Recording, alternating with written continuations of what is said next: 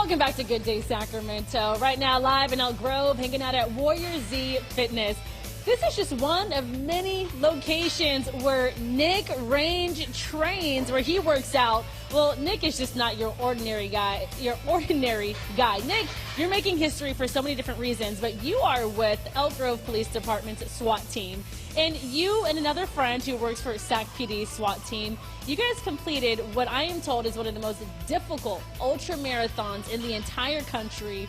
Before you guys even participated in that, only 15 people had actually completed it. It's called the 72-mile Tahoe Midnight Express. Did I say that correctly? That is correct. Yes, that was right. Nick, first of all, congratulations. Thank you very much. I appreciate it. It's an ultra marathon. You guys did. When did you take part in it? So we took part on Saturday the 14th of October. Started at 9 p.m., ran all through the night, didn't finish till 5 p.m. the following day. Wow, I mean, this is really great. We want to come celebrate you. Take a look at these pictures, guys. As you mentioned, it's a 72-mile marathon, ultra marathon, but what people don't understand in that is you're running ultimately 3 marathons in one. Correct, yeah, just back to back to back. Keep it going. Oh my gosh. Okay, so in terms of making history, again, you are one, at least, again, pre-you, only 15 people have actually completed this in the last 4 years. What makes it so difficult? I think what makes it difficult is, one, just the constant pressure on your legs running for that type of distance. And then also you got the altitude of Tahoe, so the high elevation, a high incline. I mean, there was like 4-mile stretches of just straight uphill, and that was absolutely miserable. But it's done, feeling good now, yeah. So but it was fun. I was going to say, I want to know the highs and the lows. You kind of just touched on that, but what would you say was the most exciting part of it, and then just the absolute worst part of it? Ooh, most exciting part, I think, was probably the starting line. Just seeing everybody there, everybody's excited.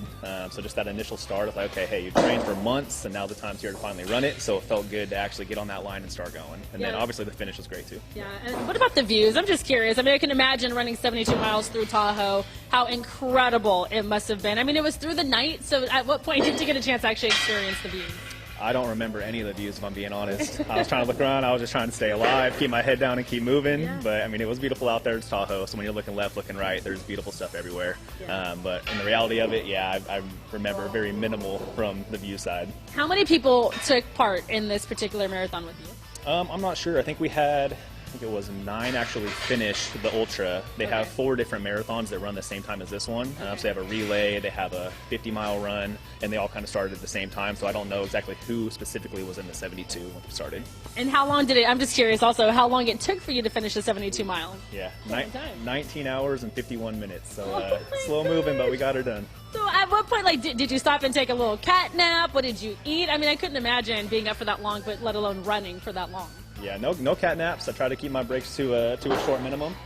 What I ate was a lot of Uncrustables. I do not want to see another Uncrustable for about another year. Yeah, that was pretty much that, and goo and like the little Stinger waffles, and that was pretty much my main nutrition. Wow, that's incredible. First of all, well, again, congratulations. Nick, you're the first person with Elk Grove PD's SWAT team to even take on such a feat. That's really cool. By the way, you see a lot of fitness happening behind us.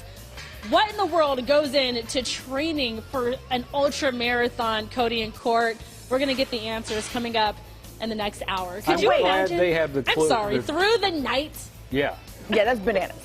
I'm glad that they have the answers of what goes into training for that, because Courtney and I have no clue. Not doing it. Yeah. Also, can you ask Nick to give us an address, because Cody and I were going to send him a box of Uncrustables I was thinking that too. We're just going to send it to your him. Address later. We have a little gift for you. Oh, yeah. Sweet. Yep. Oh, yeah. It may or may not be what you don't want. Yeah. Could you imagine? Oh, man.